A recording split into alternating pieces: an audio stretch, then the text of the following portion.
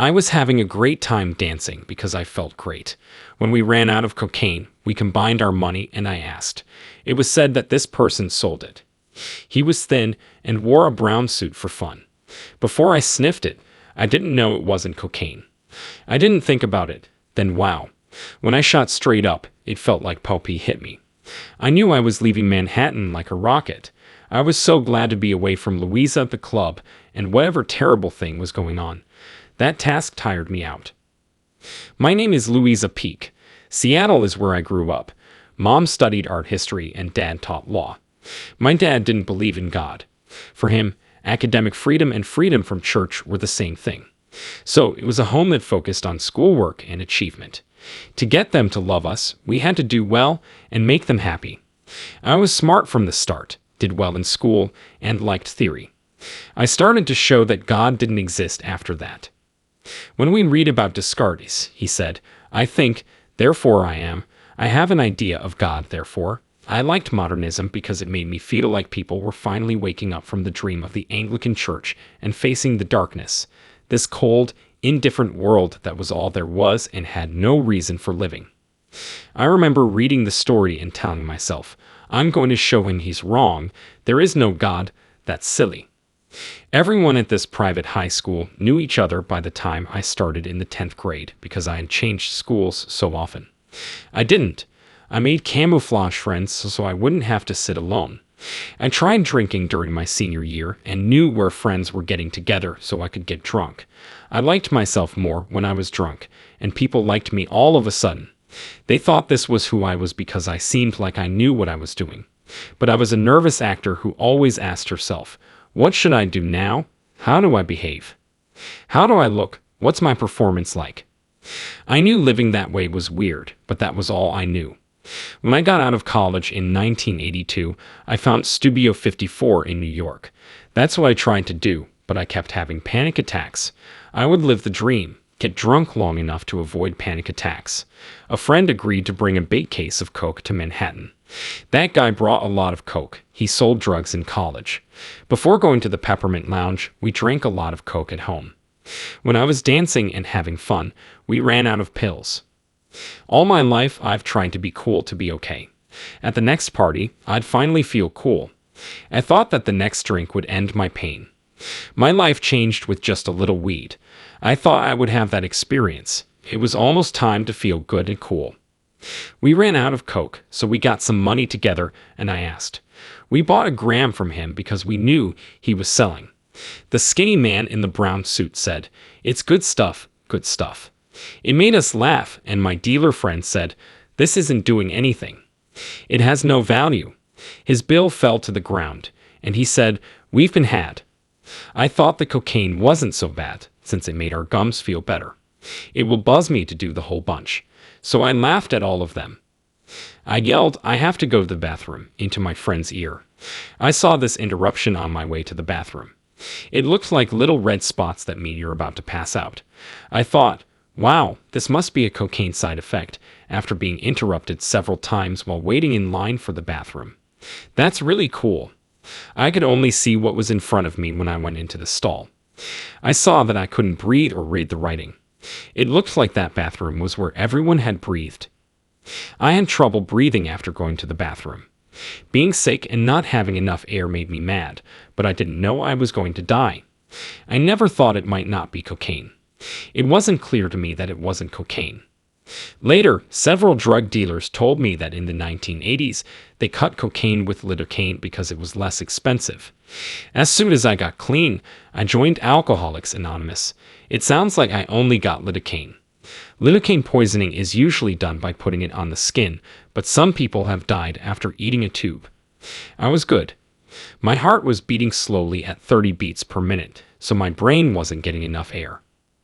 I yelled, "There's no air in here," when I found my date. "It's fine," he said, which made me mad because I thought he wouldn't notice. The bartender brought me water as he led me to the bar. I wanted air, not water. After one sip, it was done. I thought I fell and hit my chin on the bar when I got hit. I felt like Poppy had hit me as I was shooting up. Being able to breathe without air was a huge relief. Even though I couldn't remember breathing, I knew I had enough air. I knew I was leaving Manhattan like a rocket. I was glad to leave the nightclub, where it was awful and Louisa was being silly. That task tired me out. The sky was a clear blue, and I thought the water went all the way to the distance below me. I chose to backbend dive while stretching my back. I jumped because I could see the water. When hit from 300 feet, doesn't it look like concrete? I had no fear. Let's see, I said. After that I dove. I could see that the surface was far away and beautiful from below. Seeing everything pop up was beautiful. I was scared about getting to the top. On a high mesa, I saw an old, falling apart house. Because I was linked to that house, I had to go. All of a sudden, I was on the doorsill, watching the house. I was a biased thought, not a body. I knew this was my relative's house as soon as I walked through the door. All of them came through this house. I could feel my grandparents and people from older times around me. Always there for me was my grandfather, who died before me. They were happy to see me, glad I was moving, and ready to greet me. I felt them even though I couldn't see them. Before, I wasn't interested in genealogy or my relatives, but now that I was doing what they did, I felt very close to them. A chair with a view of the ocean was meant to be in this room's wide picture window, but it wasn't there. I felt let down and thought, that's not fair. Want to know where the chair is? I was eager to see the stunning view. That thought made me feel like someone had their hand on my chest, which they hadn't. I was pulled across the floor and windowsill. I felt shocked and happy all at once. I looked at water the next second. As the sun went down, it made a bright way across the water to me. I flew over that trail very quickly and enjoyed moving forward. But I thought about a questionable idea. I should wait. Is this a dream? Amazing beauty, feeling, and great surroundings. A lot of people dream about flying. Is it real? A strong, deep voice told me, more real than anything back there. That's when I knew back there meant my life as Louisa. I wasn't interested, but I had to agree. As I got closer, the sun got brighter. I felt like I saw patterns. As I got closer, I was afraid I would catch fire, but I wasn't. I went through a wire and then went into the light without vaporizing. It was everywhere. I could feel the light inside me, but it was so bright, I could only see light. Light and warmth came from the outside and the inside. It hit me, it was love. I thought I had found true love at last. I had looked for love all my life, but now it was all around me. I became aware that someone was holding me like a child. The being held me and kept saying, "You are so loved, you are so loved," as it sat on the ground in a Buddha manner. It felt like the thing loved me and knew me better than I did. I was happy to stay because I had everything I needed. The monster said, "You can't stay, you're not done." And then it got dark. I didn't get it. Why am I not allowed to stay? You say I'm not done yet, but why? I screamed no very loudly. I thought of a child having the worst temper tantrum because they don't think they can do it. I was going to Shane kick them, but it got dark, and I had nowhere to go. I thought I was falling through the dark. Never been scared before. I wasn't sure how far I would go or what would happen as I went down. On a black background, little stick forms that looked like chalk showed up. As it got closer, one stick figure's round head got bigger than a dinner plate. "How many fingers do you have? What's your name?" I remembered everything after I realized he was talking to me. When I came back to the real world, the stick figures moved in next door. The bartender talked to me when I woke up. That's too bad. It was overwhelming to remember being in my body and controlling things by hand. It was a simple memory of how things should be. It seemed like a terrible trick. I don't want to go back to this song and dance. People were all around me as I lay on the ground. I saw a lot of water. When I woke up, I thought they had thrown water on me, but it was just sweat. For 3 minutes, the bartender did CPR. When I took a sip, I threw backwards, had a grand mal seizure, passed out, and my heart stopped beating. The bartender kept doing CPR even though it wasn't working. No matter what I did, my date said I looked gray. My date told the waiter that I was gray and looked like a dead body, that I wasn't the same person. Hide her, please. Give up. It's not clear why the bartender kept talking after she left. I never told him thank you. I went up the stairs with them, even though I didn't understand why. We sat on a seat in Greenwich Village and turned our backs to the wall. The bartender came up to me after my date. "You know, you were gone for a long time," he stated. "We thought for sure you weren't going to come back."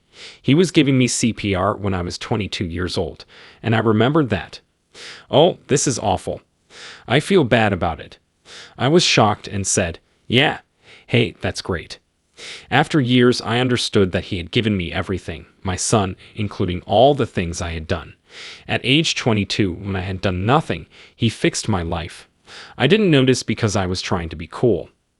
When we got to the next cab, my friend grabbed my hand and begged, "Please, please don't make me go to the hospital."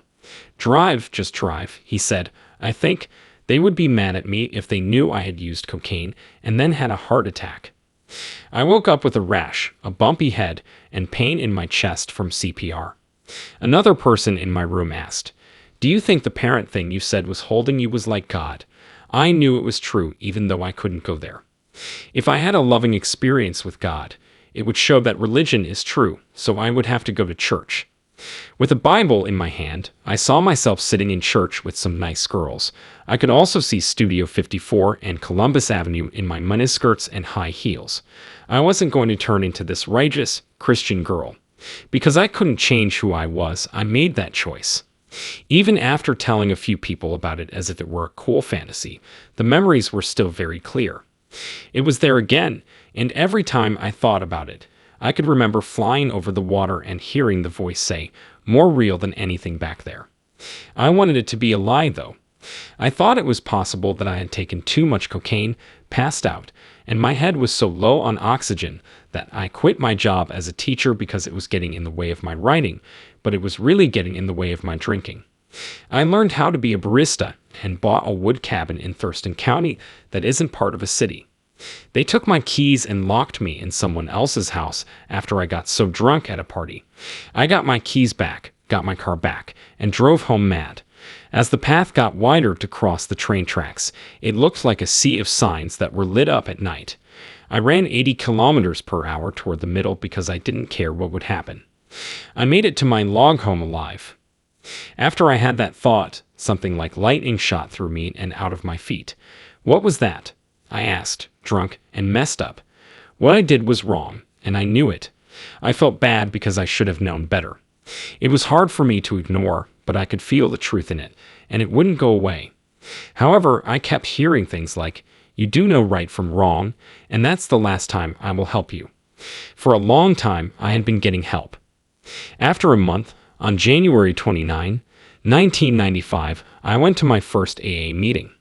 Since then, I haven't had a drink. From the NDE 40 years ago to now, I've changed a lot. Growing old has its place, but if I were to age without a plan, I'd be a bartender. Going to meetings and listening to more experienced people taught me a lot. Since God is wise and loves us, He is at the center of everything. That means God was in the trees that made this chair. God is the spirit that fills everything. God is not a guy in the sky, and the angels below are not different from Him. It is pointless to say that God is in charge and the angels are below. I should always keep that in mind and remember that it's my job to make everyone I meet a little better than they were. This shapes everything I do. Even though I work one-on-one with people, I always make time to ask them questions, talk, and find a funny or human moment. Sometimes it's too much for me to handle when I see other people in the airport or on the street. Every once in a while, I tell myself I can't smile at everyone. But when I do and we share a small spark, even if it's only for a moment, I feel like I've done my job. It's hard to be human and turn into a meat robot, sending messages and burping things back and forth. It's good to have choices. We can destroy the whole world if we choose to hate. We know what's right and wrong, and I think I may have hit my head on a phone pole or PL tree. People everywhere are getting the same message. You can destroy yourself if you want to, but you know right from wrong and can move on. However, there are terrible battles full of hate. This is what Jesus meant. Give them your coat too. In other words, turn around and find a way to love. This is what people who changed the world did, like Gandhi, Martin Luther King Jr., Nelson Mandela, and many more.